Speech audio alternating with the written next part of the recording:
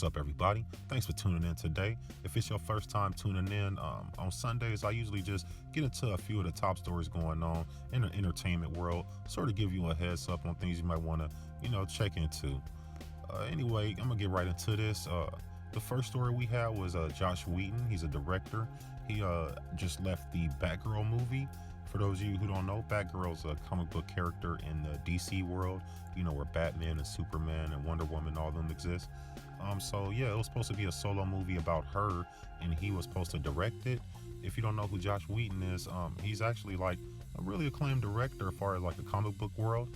He directed the first Avenger movie. He directed the second Avenger movie, Avengers Age of Ultron. He directed old school Buffy. Some of y'all used to watch that. And he also directed one of my personal favorites, Serenity. It's a cool ass sci-fi movie. You might want to check that out. His latest thing that he contributed was some work he did on a Justice League movie. Him and Zack Snyder sort of co-directed that movie. I think he was put in a bad position in that movie because it was already pretty much filmed, and they brought him in afterward to sort of come in and funny it up, and that's not really the established universe you had. That's why you had emo Batman, mustache Superman with his face all jacked up. You had Flash, he was a pussy. See, here I go. Here I go, ranting about justice. I'm not gonna do that.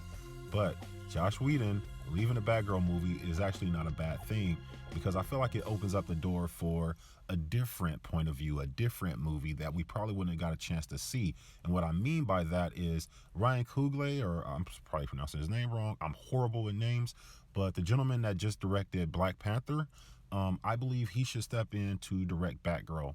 And check me out. This sort of leads into my second story.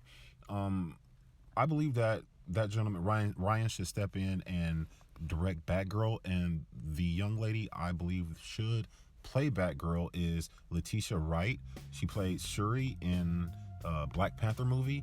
She did a great job. I believe that her as Black Panther, her as Batgirl would completely own the part. I feel like she'll be perfect for it.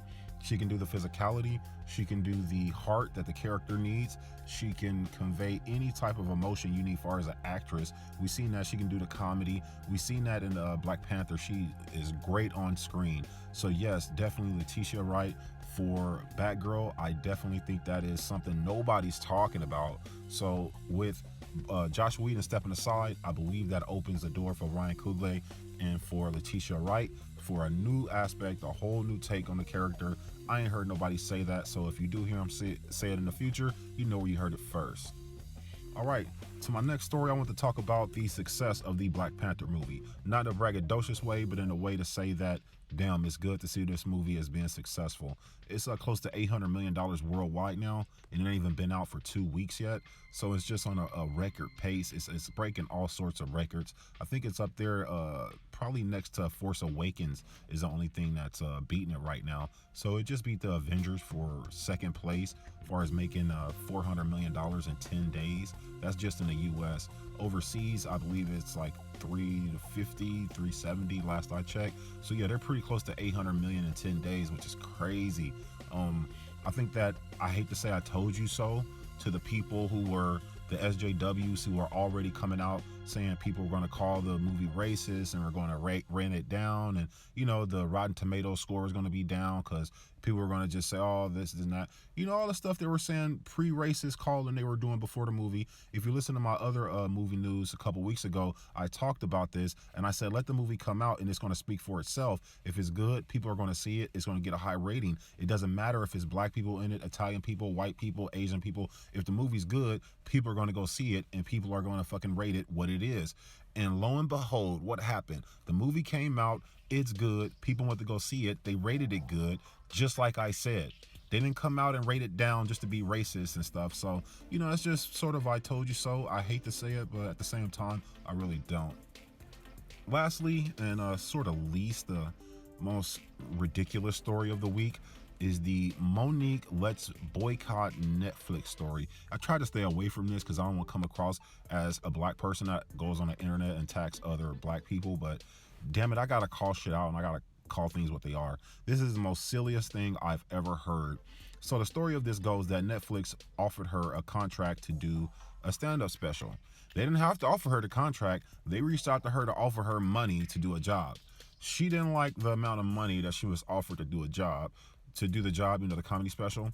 So instead of, I guess, counter offering or negotiating, she cut off everything right there, all communication with them, and then got on the freaking media and start calling them racist and saying let's boycott. And no, you don't do that. If somebody offers you something, especially in Hollywood, if somebody offers you something, you come with a counter offer. You say, okay, this is my credentials, this is what I got. I got these many awards, I've done these many tours, I got this and that. Can you meet me right here at this number? That's called a negotiation. Why your husband didn't do that, or your manager, he is your husband, your manager, so why he didn't do that, I don't know. But it seems like you're trying to personalize, then weaponize racism and sexism, which are things that really exist, which are things that people really go through. Black women in Hollywood really do experience that. But it seems like you're trying to weaponize it for your personal use and your personal gain, because I didn't see you out here crusading for these issues before you felt like it affected you personally, which I really don't see that it don't. I see that you walked away from a negotiation. Now, when I compare it to Chris Rock, Kevin Hart, Amy Schumer, even Dave Chappelle, these people are selling out arenas worldwide. Dave Chappelle can go to any city, any state, any country pretty much that know about him and say, I'm going to do a show here. It's going to sell out. Anywhere he goes. Kevin Hart can say the same.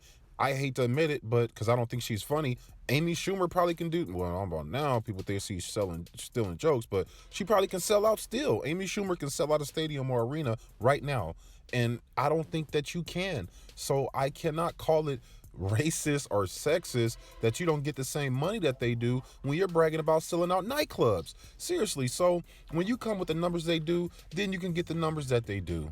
Other than that, please don't use racism or sexism in a way like this, because you really devalue those words. But anyway, y'all, that's just my opinion on them stories that's been happening all week. I thought I'd give y'all a heads up on.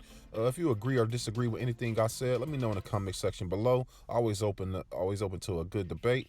But anyway, y'all, I hope you enjoyed the video. If so, please leave a like or subscribe. It's much appreciated. And I'll catch your ass out there in the universe. Peace.